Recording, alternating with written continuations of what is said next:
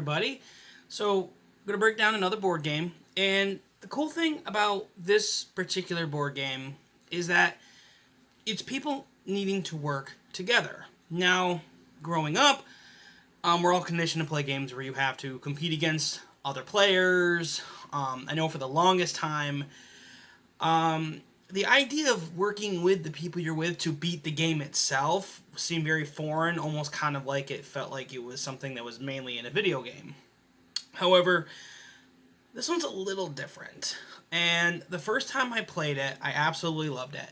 And I'm hoping that after this episode, I can at least share that love, or at least an understanding as to why these are a lot of fun. It's people banding together to complete the task of beating the game itself. There's no real arguments in the game, except unless someone makes a bad move. But ultimately, it's everyone trying to overcome one goal, and since it's everyone hoping to achieve the same goal to win, ultimately I found out that have more fun that way. So I'm not going to be able to do a full run of this. This is something I really feel like you need to sit down and learn on your own. But I am going to give you a basic rundown of the components and how it works. And hopefully at the end, maybe you guys who are noticing that a lot of this content is more board game focused will understand where I'm coming from.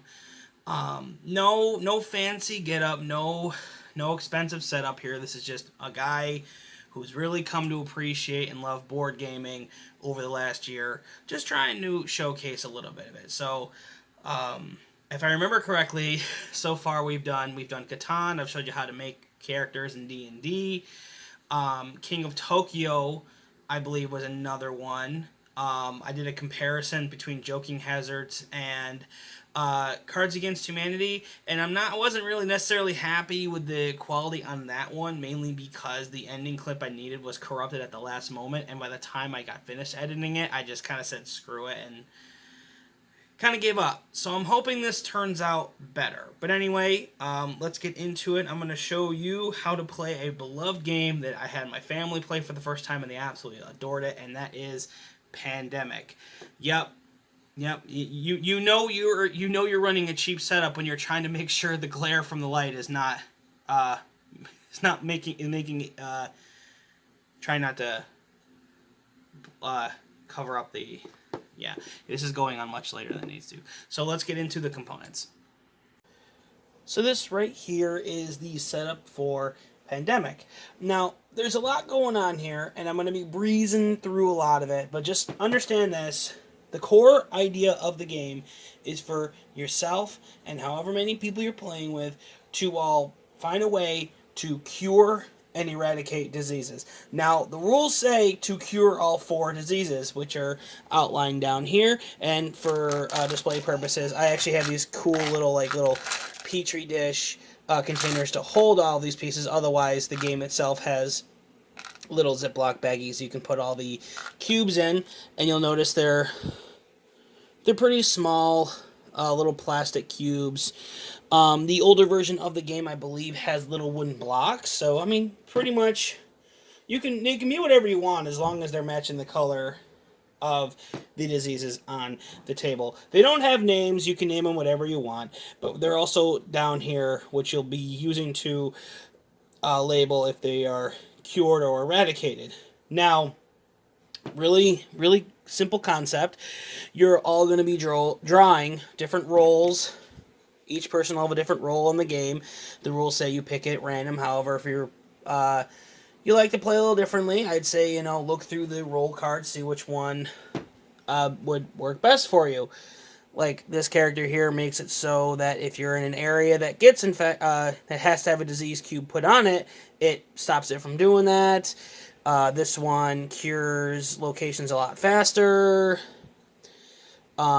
This one allows you to research things a lot quicker. Like, there's 7 of them, so you and 6 other friends can play, which can definitely make the game go by a lot quicker.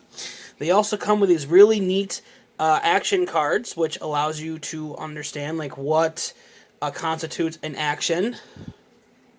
as well as on the back of how to discover a cure. Like these are really helpful to have on the table, especially with new players. Every round is the same. Everybody's going to have 4 actions, and then at the end of the turn, you draw 2 cards. You have to resolve any epidemics. And I believe you discard cards once you hit the hand maximum, and then you infect cities, which based on your infection rate, that's how many. So like right now it's 2. It starts at 2, and the more of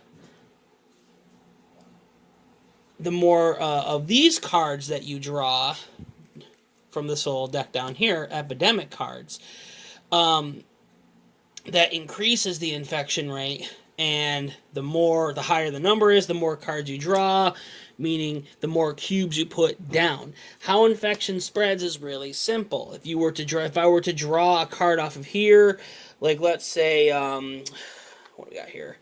Like if I were to draw a Tehran card, it's already got 3. It's already got 3 of these cubes already on it. So one more, okay, then the infection spreads, and that's every single city that's connected to it by a white line would also get a cube on it as well, and it would continue. And every time that happens, every time there's an outbreak, you move this counter 1 at a time. If you get to 8, everybody loses and the game is over. How you cure diseases is really simple. The cards that you draw down here at the end of every turn all have a purpose. Now, what you need to do, and I just happen to have them here, you would need to get any 5 cards of the same color of the disease you're trying to cure. You then have to travel to a research station, and then on your next action, if you have any available ones, you let's see, let's clean this up here.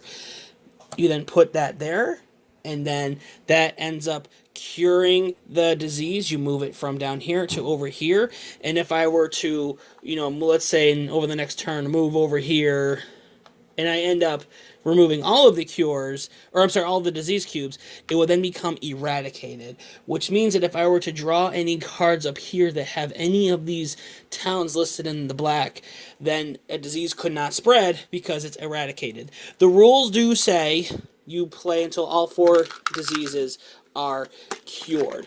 Although if you want a real challenge, you could always up to eradicating them all, but you never know. It's all going to come down to the cards, and it can take forever to play. The difficulty of the game is also dependent upon how many of these cards are in the player deck. The game suggests starting on 4 or 3. I would suggest starting on the lowest possible, 2 or 3 of them, me personally, to really learn the game and play it out. But ultimately, the cool thing about this game is that with all the different roles that require people to play a lot differently, and the aspect of traveling or taking charter flights, which are actions, you discard. Like, if you wanted to go to Baghdad, you would discard that card, and boom, you end up going to Baghdad for an action. So there's just a lot going on, and the cool thing about it is that it all ends up playing into this awesome game of beating the clock and beating the game. Because trust me, once this board starts filling up, the game is going to get ridiculously a lot more complicated very quickly. Because once these cards start hitting, everything that's already been infected, pretty much, you're going to shuffle. You're going to put it back on the top of the deck, and then you're going to draw however many, different, cards depending on your infection rate, and then there's also a phase where you take a card from the bottom, and that automatically is going to get 3 cubes. So you definitely want to play smart. You definitely want to play strategically, because one wrong move, and before you know it, you're already on 8 outbreaks, and this thing can get way out of control way fast. So that right there is Pandemic in a nutshell. Now, it's kind of hard to do a full round of play and kind of show you exactly how it plays out, because every turn is different.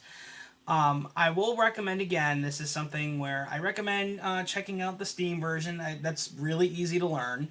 I also recommend finding a friend who has a copy and asking to play with them, or buying a copy on Amazon. They're going pretty cheap now. I'd say they're on average between $20 and $30. These do have many different expansions, and maybe someday if I get them, we will look into the legacy ones, which are more story driven. I do know there's a Cthulhu one which look really really cool. So, pros and cons time. Well, the pro is you and people are working together. So it eliminates the super competitiveness between people. And I know I speak for myself and many others where we get super competitive when we get upset with other people we're playing against. It kind of takes you out of the game and it makes it really not fun. Another pro is that, again, you can adjust the difficulty to putting the number of epidemic cards into that blue deck. So you can even have as low as 2 or 3. The game says, I think 3 or 4 to start, but you can technically have less than that if you really want to like put on the training wheels and learn. They have several cards in the game that show you the amount, like basically what counts as an action. You have 4 actions each turn, and they explain it well for the most part. There is a little bit of a learning curve when it comes to how to share some information, and that's something I'd recommend looking into a little bit. But essentially, you and one other person has to be in the same area on the board, and one of you has to be carrying that same city you're in. The PC version doesn't really explain it very well.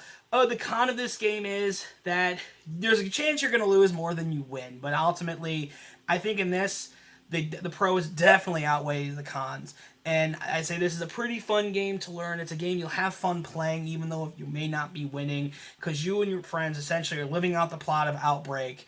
And it's a lot of fun. It's very enjoyable. The pieces are high quality. The only negative is that you really have no idea of how to plan for the worst. It's basically play to everyone's strengths and work together. So that's Pandemic for you. Let me know, is this a game you see yourself playing or not? And until I break down the next game, that'll be it, and I'll see you next time.